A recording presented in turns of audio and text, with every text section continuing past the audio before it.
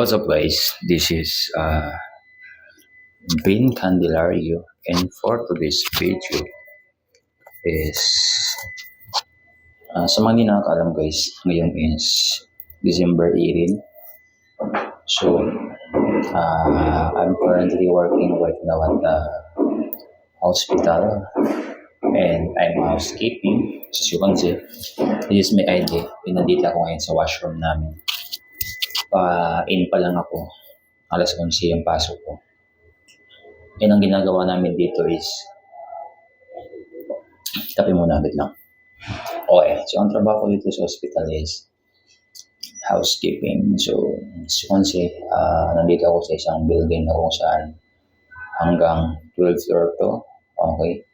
So, kami, isang trabaho ko dito is housekeeping. As you can see, kita mo, housekeeping yung ID ko. And yes, ang trabaho namin is na-assign ako sa discharge team. So kami yung tagalinis ng mga, for example, na-discharge ng mga patient, yung magaling na, yung pauwi na. So after that, kami yung naglilinis. Okay, so tatlo kami. So ngayon, ang ginagawa namin yan is automatic pulling, walis, map, punas, CR, rip, yan yung mga unawais namin. Today is December 18 and today is Christmas party namin.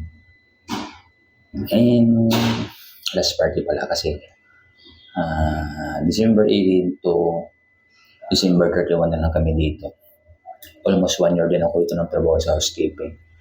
Medyo goods naman, medyo kaya naman. Mabilis na naman sa hospital.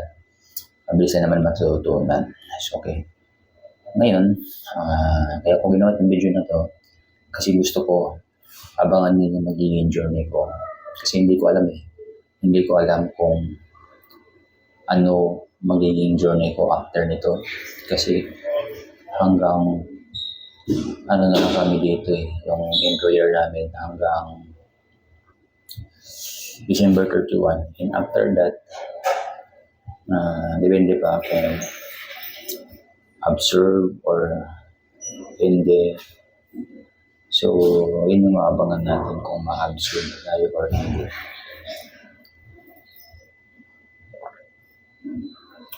Pero kung ma-absorb, goods. Kasi, kaya naman mag-work dito sa hospital.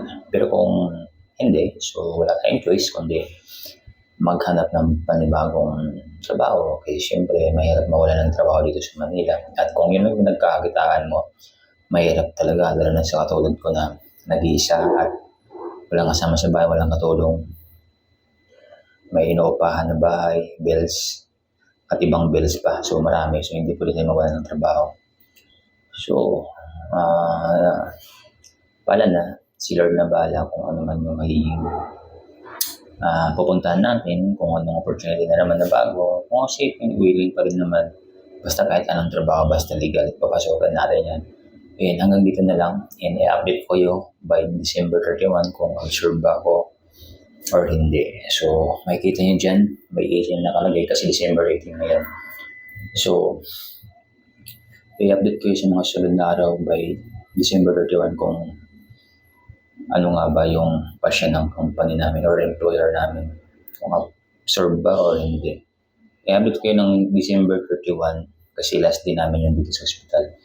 And siguro mga January 5 or January 6, i-update ko kayo kung ano yung magiging plan ko, kung mag-apply ba sa panibago or magpapare-assign lang sa employer ko.